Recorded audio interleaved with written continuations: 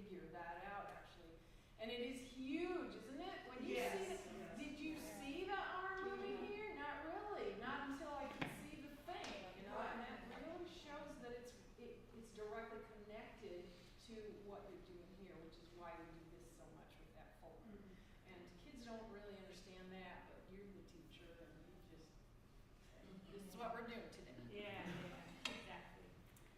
That's a good, great starting point, I think, for us to talk about Rolland's approach to this. So I read through it again last night, and it seems like there's a couple different entry points and ways you could approach the pedagogy in your classroom.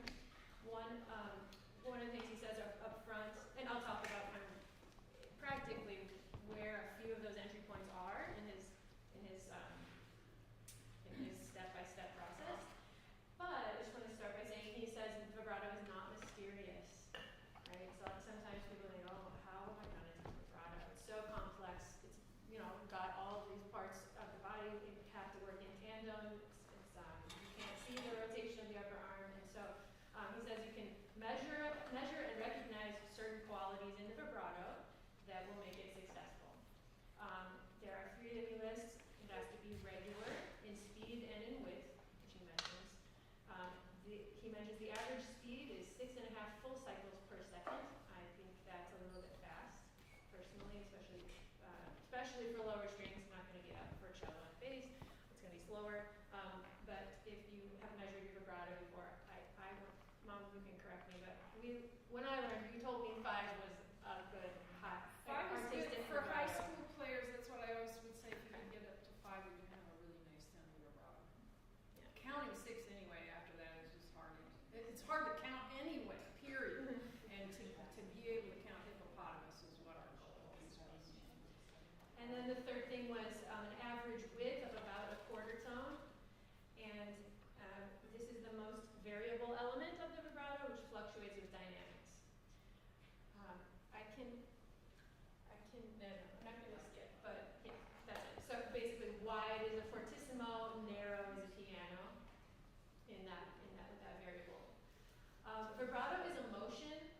Like, obviously, we've been talking about motions all week, but a lot of times the students want to sound like the person they hear playing with vibrato, even to the extent of, I know when I model things in class, I say, can you play, hot cross buns? And they're like, with vibrato like that? Like, they notice it. I don't even hear it anymore, And so, they've heard that sound. They really they can't do it yet, if they're beginners especially, but they've tried, but they know it as a sound.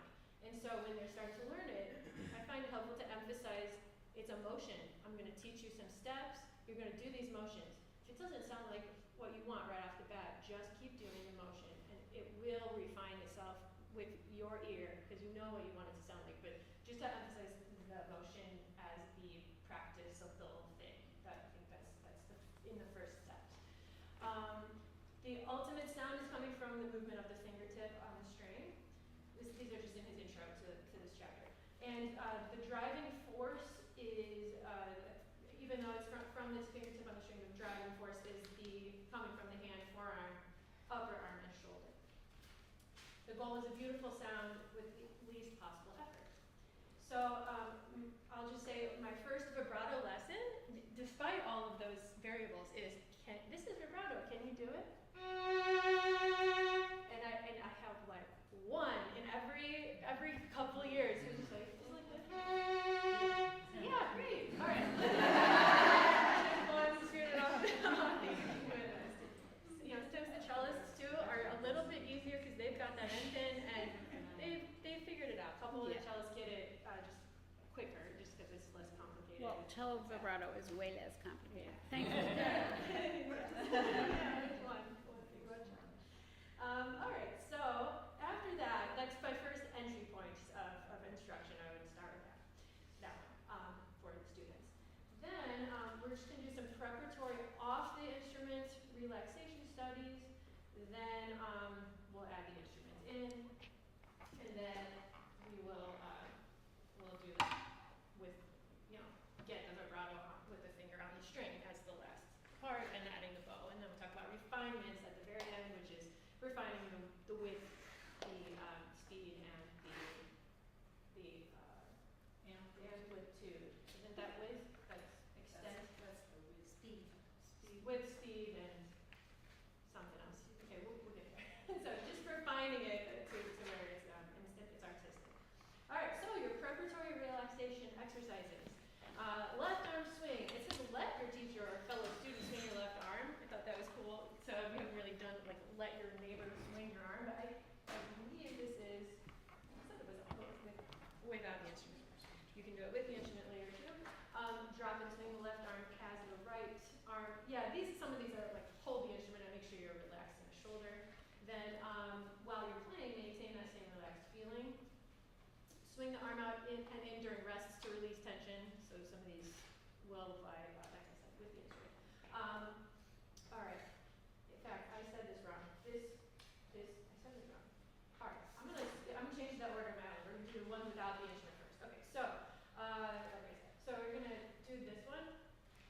This is how I'm gonna go in order I was teaching. Okay. So I'm gonna teach arm vibrato first. Because there are three types. He talks about finger, hand, and arm. In the chapter it says wrist vibrato, and then in the book he's like, it's a misnomer. It should be called hand vibrato because hand is what's swinging. So. And for cellos, Yeah. I mean, I like to ask my cello students to take their right arm and swing it diagonally across the torso and hook onto their shoulder, and then they have a fingerboard here to work on. So. Okay. So scratch the itch on the back of your hand. Gently, right. Anchor the thumb inside, and he said in the video, like press on the thumb a little bit, just to anchor the press.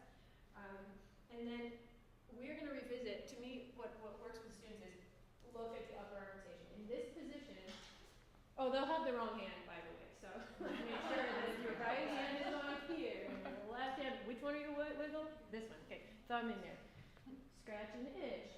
Do you know? I mean, I'm wearing a good shirt that shows this like flapping around of this wing. If you wear stripes, vertical stripes, they'll see that. So that's another. I mean, literally a visual. And then this is also we'll show Rocky in a minute. I like feel. Huh? You could feel it when you're like the scratching. You can feel the scratching obviously in your hand, and then when you set your thumb, like you can, because when you do it on your instrument, you tell them to do this on their instrument, but I don't know that you feel it the same. It doesn't you move. feel it in this hand. Your skin You're like, okay. allows you to. Yeah, well, you have a neurological connection to both parts. You can feel that different. Yes. And then you can feel when you like really are in there too. Yeah. It's cool Yeah. on your You can feel the evenness. Yeah, and I've done that some, but I haven't really thought about that. Yeah. The visual and the it's good. And so I always say, look at your upper arm, and they're gonna remember this moment when you go up in the playing position. You're gonna say, you remember how that upper arm is moving? You gotta check that, make sure it's good. Okay, so after I really like it. Okay, now we're gonna grab your instrument. I'm just gonna go. That's like the one. There's others, but The other, I think we saw the guy holding the stick. This is a really great way, actually, and Rolland, you're developing this awareness, just the same thing we're doing on our try arm. that with your bow. Great way to get this You're actually teeter-totter. always holding one side and not the other, so it slides through one hand. You could, yeah. Yeah, the other hand. So pinch one of them and just move the other one. And then you can do. Still rotating like you had before. If so, great. If not, now you guys all laughed when he did this off the instrument. It was funny. It was funny, right? But it is exactly the thing that is when he has a vibrato that the kids will try. Right? So this is why in this situation without the instrument, if they are doing it correctly, there won't be this stiffness. Maybe he's exaggerating to be dramatic, but that's the pumping. That's called the pumping motion, which he refers to it like that. So no pumping motion. I don't know if the kids understand that, but too much. But what they do understand is look at your upper arm in the off the instrument position, or in the cello position, because you can really see that as the cellist are baseless. Okay, and then switch arms, because he says to do this both hands, because you're gonna have dominant hand and elbow. I don't know about you, the left hand, there's mistakes. That's not how he did it, the way you're doing it on the stick. I don't know. I'm just The moving right it hand around. should be doing the motion when you're letting go with the left hand on I'm the letting stick. go. I don't want to let go. The right hand does the motion when you let go with the left hand. This way. Oh, I was supposed. I mean, you guys are gonna resist. That's how it is in the film, and it actually feels amazing. I would always say do your dominant hand first, so that way you're just letting it slide through. I'm right-handed, so I'm doing it with my right hand first and letting it slide here. Now I'm gonna try and make that left hand work because that's where it has to be, and it does kind of inform your right hand teaches Oh, your okay. left hand. I didn't interpret That's that. the idea of switching. Start with the dominant hand and then go to the non-dominant hand, and that's where you can begin to feel we're it. moving the neck of the violin. So we're pinching and moving the stick with that hand. Okay, I'm just saying it so I can. I don't know that it matters too much.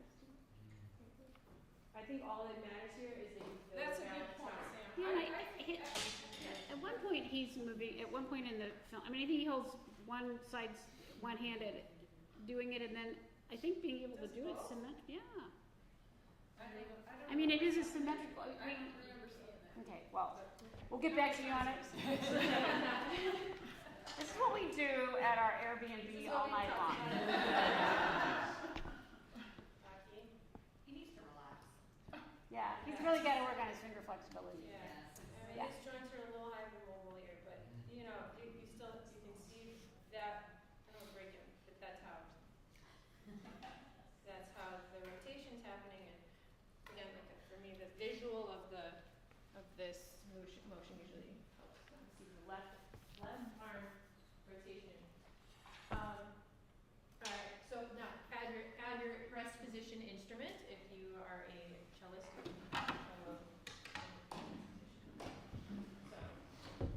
get this motion going. What is this? This is another motion without the instrument. I forgot. What is this like?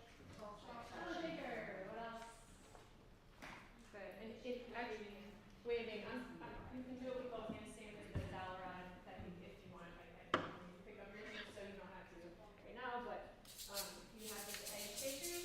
One way to do them. I know a lot of people have done them like this, but I feel like to me, like this is a good way to do it. Okay, here's the evenness. It's the differentiation, you know, the oral, you can hear the evenness, the kinesthetic or tactile, or you can feel the evenness. Do you think pump, does it sound different? If what? If you pump, does it sound different? Easy. Ooh, hard. Wow, that's great. For cello, I use a toilet paper roll that I put like a few dried like kidney beans or navy beans in, and put saran wrap at both ends so it's closed too. And then I can I can hold my hand exactly like the angle of the fingerboard and have that same. Great. That's a really good cello thing to do. Good. All right. So we're going to take your tissue that I gave you. Okay, and what we're going to do is brush, polish the strings. So put your hand in middle position and just lightly curve your fingers over the string. So your tissue under there. Just like really gentle glide. We're in rest position, alright? Okay, and check your other arm. Again, like we're gonna keep coming back to that other arm. This is still rotating. And I sometimes say like you need to maybe bring your elbow up a little bit. If it's down by your side, you're not gonna see that rotation as much. And it is the cello's already had it out probably if I'm doing it correctly. So see it's a balanced motion. Okay. Rest position under your right arm. This is gonna matter in oh, you do cello. Okay. Here's where my kids would go like this. They would pull like a cello hand on a violin. They would come at it perpendicularly. So while we want them not to have frozen joint here, we want them to be at the right angle. Okay. So yeah, he put the X and the line up. I didn't have you guys do that, but you could take away for a minute and do that, do brushing. Well, let's take now we're going to take the tissue away and do the same thing. And feel that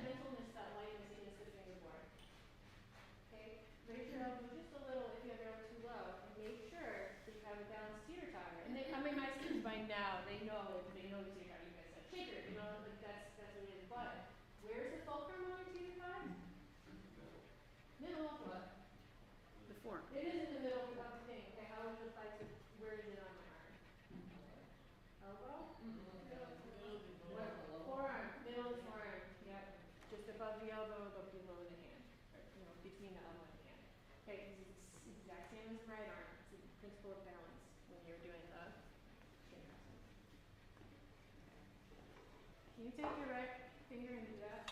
You don't have to keep your hand on the neck, but make sure that you see the teeter totter. Under, it's like under from the bottom, right? Because the teeter totter usually, in this case, it's not coming from under. Yeah, and then the key there is that the elbow raises while the hand goes down. This is key. So, I've seen some of this shake out. My shoulder getting a little bit tired. Okay, swing your arms, really attention. All right. I promise this will be worth it in the end. Those repetitions. Because I do want you guys to feel it, because your students will feel it if you do it. All right, so go back to brushing again. This is how I would teach it in the classroom because it applies to cellos and violas and violins and bass. I can go over. All right, good. See a lot of good focus. Good job looking at that other arm, just visually checking your other arm. Okay. Now, you're gonna, like you stuck your thumb on your hand here. We're gonna pretend the image I use is, imagine I'm stopping, but I would have the students do this continually. We can keep going if you want. You see the spine moves with the fingertip. You're gonna put your fingerprint into the side of the neck. That was my image I just used because it's not like heavy, right? It's just a little, maybe into like ticky-tack. You know what that feels like? Just a little in, but not pressing too hard. Just want to see the fingertip. Keep the motion going. Check it again with your fulcrum of your balance motion. So you're still working out. Elbow raising while hand is going down. So great. Okay. Let's brush the strings. Your fingers are brushing on the strings. Some of you guys are more advanced than I are. Alright. Okay, so you're still brushing. Okay, now you're gonna pick second you see how second and third finger kinda touch naturally? We're gonna pick a finger, and then you're just gonna stick that finger down on, let's say, D or A. Doesn't matter. And you're kind of in the middle. This is where I said the motion is what you practice. I don't care about the note, I don't care about the third, second, first, fourth position, doesn't matter. I think second or third wiggles better because it's got that more of an arc that can change from steep to flat. So first is to steep, fourth is to weak, second and third are great. Okay, so relax. Great. We're going to do that all over time in a quick sequence, and you guys can write down notes if that's needed. But in a minute, we're going to be putting it up in playing position. So have your bow ready. I know this is going to jump ahead a little bit. Your bow should be in a place where you can grab the frog, like really quick. Because what you're going to want to do is get your vibrato motion and then add the bow and play one single sound. Have your frog ready to grab. Even if it doesn't even make a bow hold, you're going to just, in order to carry your vibrato one time. Alright, so here we go. Have your bow ready. So let's go ahead and do the entire sequence that I just showed you. So maybe without your instrument, shapes of salt, or pet the dog, or erase a small word on the chalkboard. Okay, chalkboard, there you go. Whiteboard, a modern person. Okay, take your violin, imagine your violin neck, stick your thumb in the base of it, scratch an itch. Okay, then stick those fingers down, look at your upper arm, make sure you're still in the impulse for the motion. Great, good, good balancing motions. Grab your violin, put it in rest position. With the tissue. Between first and fourth positions. We didn't talk about speed here. A lot of times you say go my speed. The actual speed is sort of, you could accelerate if you start with like 2 per second, 2 round trips, 1 and 2, so you can slow down, and faster, 1, 2, 3, 1, 2, 3, 1, 2, 3, 4, 1, 2, 3, 4, 1, 2, 3, 4. That's about the medium speed. Okay, let go of the tissue. Go back to brushing. Brushing, which is polishing with the cloth, right? Brushing without the cloth. Okay, stick your thumbprint. Stick the second finger or third finger. Okay, your bow's not in your hand. Because you're going to need help to switch position. So grab this bout down here with your right hand. This is hard here. You go up, 2. Right, viewfinder position. Otherwise known as shotgun in the book. We're not going to say that. So right, okay. Then in cellos, you're already good to go. You just keep doing what you're doing. Check your balance motion. Switch to your left. Aim position. viewfinder or whatever you want to say instead of that. And then rock onto your shoulder. Keep that motion going and say that, but shake it with your upper arm. Is it still going? Do you think, does it feel the same? You can't see it now. Then I would need to do this a few times first, but then grab your bow, and play that note.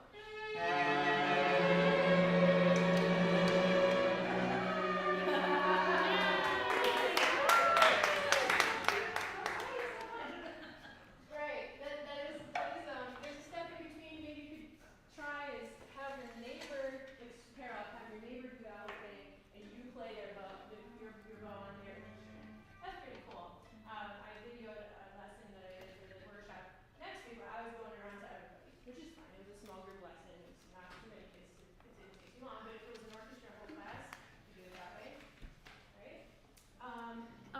Just one thing to say, because this is just for cellos, because I know it's different on violin, but I often describe shifting, vibrato, the basic motion as restricted shifting. So on cello, we're just shifting. So that's a really good image, and you can start this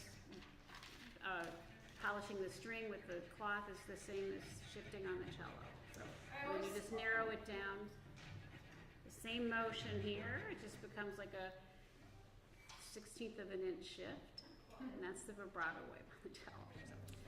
I always tell the students that this is where the magic happens. It's from the right aim, I call it aim, and so I've got the movement going. My thumbprint is there, and my fingertip is anchored now, and the movement is going to left. And by the way, they'll stop the movement when they move over, so you can encourage them to keep moving, keep moving, keep moving. But this is where the magic happens. Tip over, grab your bow, play, and sometimes you get the reaction of because they hadn't ever heard their own vibrato before that moment, and that is magical. Maybe it's only one kid in there, maybe it's several all at one time, but it is so powerful. The magic happens because the tipping over is where cellists don't understand how to do them. But if you're a professional cellist and you've never really been successful, had a lady in Scotland email me after she watched my video. By the way, I have Samantha and I have 65 videos of this stuff on our channel, so watch it, and it goes along with the skills book too. But anyway, she watched the vibrato one where I did the tipping over, and she wrote to me and she said, I almost cried. I've been trying to do a violin vibrato for my students my whole career. I'm a professional cellist and studio teacher, and now I can do it when I did the tip over. So just tell your kids it's magical. Yeah, during COVID, I was trying to teach vibrato, and I gave them the assignment to watch her videos mainly on vibrato, and then multiple assignments were given throughout the year for them to teach the skill to the camera and submit a video back, like write down the steps like in a simplified way, say them and do them at the same time, and some of them submitted a 1-minute video, some of them submitted a 10-minute video, maybe an average like 4-minute, 3-minute videos. And the one of my student doing vibrato, he's just doing this and looking at it, and then you do this, and he's like a little 6th grader, and he is getting vibrato with really, I think they're magic. I think these videos are magical, and on the YouTube channel, really specifically the vibrato ones are great, and they will potentially practice correctly at home without a lot of reinforcing what maybe you've introduced. Yes. What is the name of your channel? Joanne May Violin and Viola Videos. There is a link in the back of the book, but I realize it's not an electronic book, so you just have to copy the whole thing. Just write Joanne May, and probably will come up. We'll show it, and maybe we'll show it later. Do you want to? Oh, sure. Yeah, you can pull it up. Oh. All right. So, yeah, I found that is a great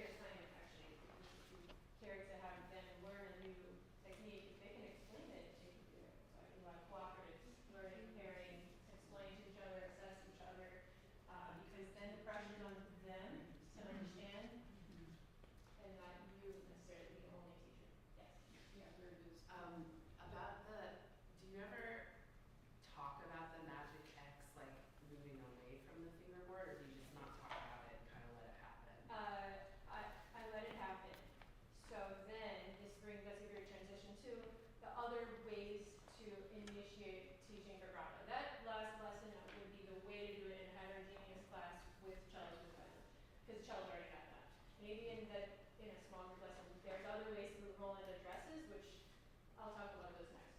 Can I say one thing about that though? When he does the sliding along the magic X, I never did that because they already knew that stuff. I was doing that when they were learning how to hold first position, and yes, it makes sense because you want to make sure the movement is going the right direction to get that teeter-totter. But to do that and then to do what he did, which was put your fingers down and keep the first finger up and the middle down and the X, and then we're just gonna go and put the thumb on, and then we're gonna just stick that finger. You know, well, you're still touching there. The problem with students mainly is that they have 3 points of contact and they need only 2 to make sure that they're not. I had a teacher, oh my gosh, don't get me started. So you can't touch the base joint of the first finger in the initial phase of teaching vibrato, because if they do, they'll squeeze it, and the squeeze is what stops it all. So you have to get that joint away. So I never even did the touching of the magic X. I would just start with brush everything, stick thumb, stick finger. And when they would stick thumb and stick finger, I would say, just make sure you only have 2 points touching. Don't touch the hand. That's all. That's how I would say it. Go ahead. I'm going to show how the upper arm is rotating to the left hand here, just so you can see kind of this is arm vibrato. So the other ways we talk about it, but you see that angle? It's not a line. We got it right here. Okay, so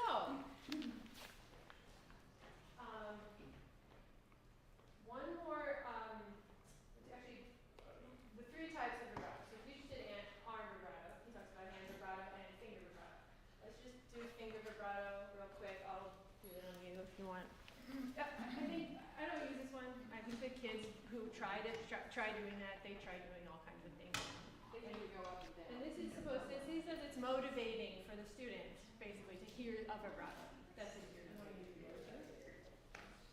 Oh, can you? Yeah, I'll use short pose. Sure. Okay. So just like the second finger, and it's a, go ahead. Yeah, that's you. You can do it. Okay. So it's motivation, and it can help them understand that it's slightly moving. What it is, the default there is that the finger's actually going down and up, pulsating onto the string, so there's a change in finger pressure that isn't really present in the correct way of doing vibrato. It even says that in the book, It's in the that book, it's yeah. okay to do that, where you go down, up with a finger. Where you get that harmonic sound? Don't do that. Without assistance is with assistance and without assistance, so that would be the final step of that one. Okay, wrist vibrato. The fingers participate. It's not just the hand. The fingers are bending and flexing a little. So here's where the steep and flat can be introduced. Again, we revisited the 2 positions of the finger, each finger. And there's where there's only 2 points of contact. So the motion of the hand is moving forward and back from the wrist, and the teacher can help by assisting by pulling the base of the first finger away from the neck while the student does a finger. It does a. So do you want me to hold that? Sure, yeah. I'm just pushing away from the neck slightly, and then just saying swing from the wrist. Good. Okay, and you're doing great. Thank you. I think, you know, you can do this with the shaker too, but then this is practice the Rivard exercise, which is middle position. Yeah, I don't know if I was thinking. Do you want to demonstrate that? Okay. Do you know revert exercise? What it is a single round trip by either you could anchor. I always had my students anchor the base of their hand on the upper bout, place the finger at a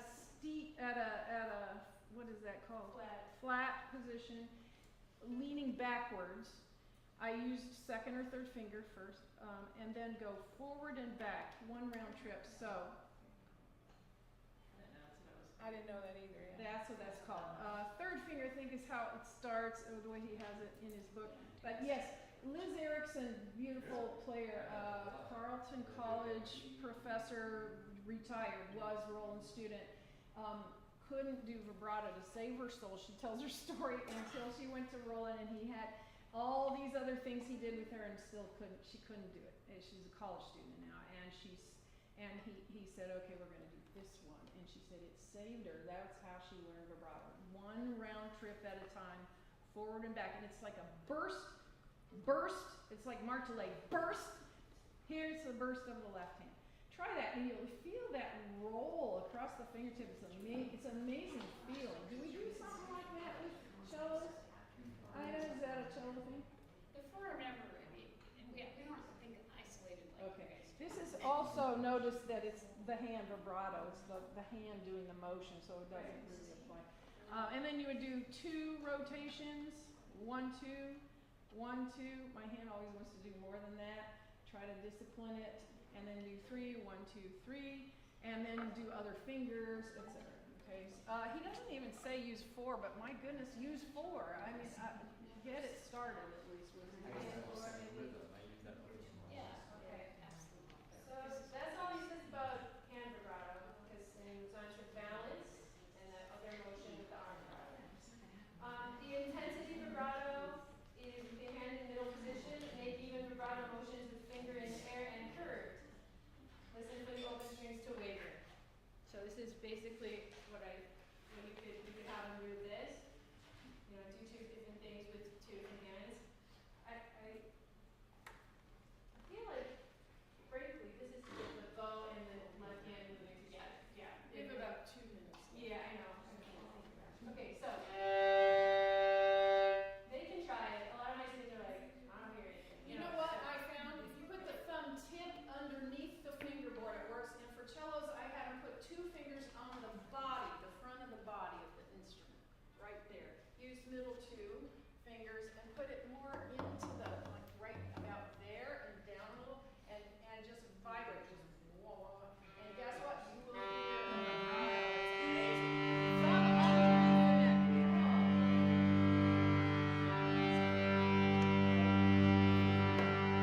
Okay, I have to do the other way I've taught vibrato in more like violin alone and then cello alone is tapping and then tap and hold, which are so significant in the film we have to talk about it. So tapping, here's how I do it. Put your thumb in the curve of the neck. So tapping then tap and hold is a sequence you could start with too. Like this is another entry point. So thumb in the curve of the neck, third finger on the far side of the fingerboard. You're going to do a wind up, and the important thing here is the impulse is initiated from the upper arm. So you're going to wind up, I'm going to exaggerate, wind up like a baseball player, opposite direction of what you're going to tap, and then throw. I do it with my arm. Throw, and then follow through with the hand and finger, and you're going to hit the third finger on the top plate of the instrument like you're touching a hot stove. Then we got it. Demonstrating it helps get the timing. Let's do 2. 1, 2. Wind up. 1, 2. Wind up. Bounce off. 1, 2, 3. 1, 2, 3. 1, 2, 3. Initiate it with the upper arm. That's cellos do this way. So You cellos can- are you gonna can do do from that. the 4th position. You can also- Karate chops. Yeah, cellos can do karate chops as I always call it a gentle karate chop, so you don't know. Okay, let's keep going with the rhythms on tapping, but the wind up is key. I don't know if you this was new to me, but I really think, again, like the impulse from the vibrato happens from the bigger part of the arm. Okay, Yes, yes. On cello, you're going to shift. Like shift this. up, okay. Ready, go. 1, 2, 3. 1, 2, 3. 1, 2, 3. 1, 2, 3, 4. 1, 2, 3, 4. 1, 2, 3, 4. Look where I'm tapping. You're on the far side of the bridge. Because it's the elbow around, you really feel the upper arm involved. But cellos don't go over there. Cellos, yeah, on the strings. Or, yeah, you could, Yeah. and sort of, the outside edge of your hand's going to be touching the rim of the cello when you're doing The this. other part of this is pivot on the thumb. So if you see people doing this, not quite. That's why I try to demonstrate. The up and down, you start, and I actually had kids go like, how much of that is it? Upper arm, that's enough. It's the initial impulse of the motion, and you kind of flutter and follow through with the hand sort of doing it.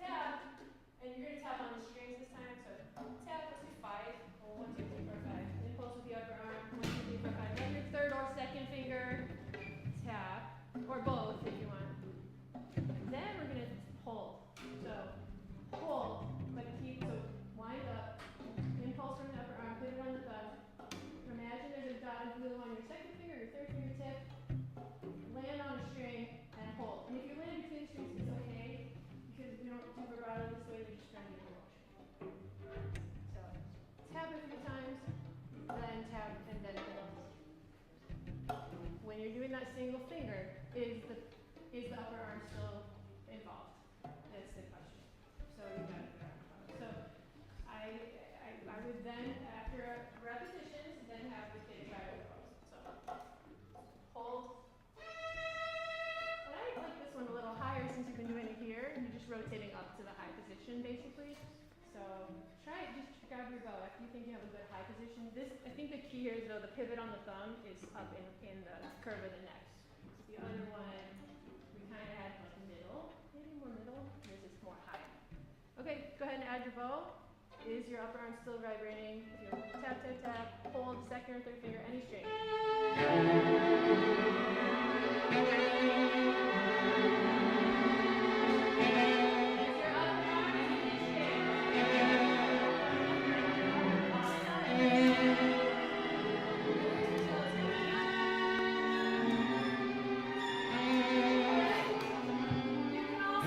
From the open string slur to the held finger. So Yeah. that one we did with Under a Blue Moon, that's what that's for. So try it once that way and then we'll finish.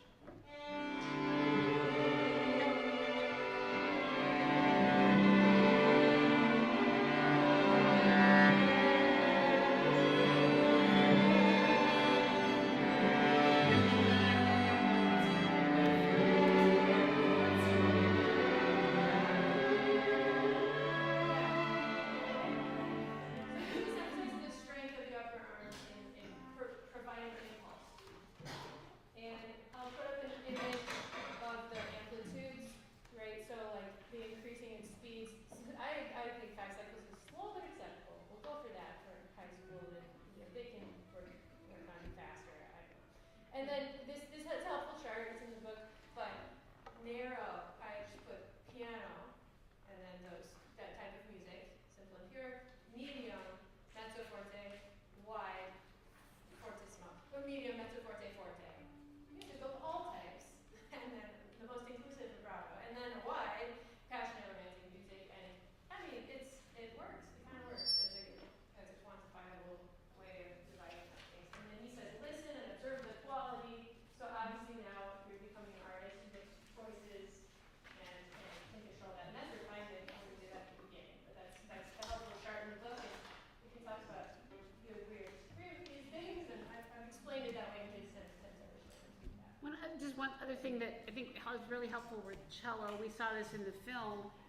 Rolland has you take your right hand and put it about a half inch away as it sort of serves as a bumper, and you can also doing that motion. Yes. That's for another way to work on keeping that. So you put your up against this guy, so pinch the fingerboard here, and there's another tactile instead of even. Point at this joint. Point right at here. the end of the first, the crease of the first joint. And you can feel it with your right hand. 1, 2, 3, 4, 1, 2, 3, 4, 1, 2, 3, 4, 5, 6, 7, 8, 9. It's visual plus. Feel it. You can feel it on your own. You can feel it with this finger. It's going like not. And the same thing as knuckle knocking. This one hurts me after a while, so do like 10 or 5. yeah, it's just another way to. That is an auditory. And tactile. All right, I know it's break time, so I'm going to talk about vibrato.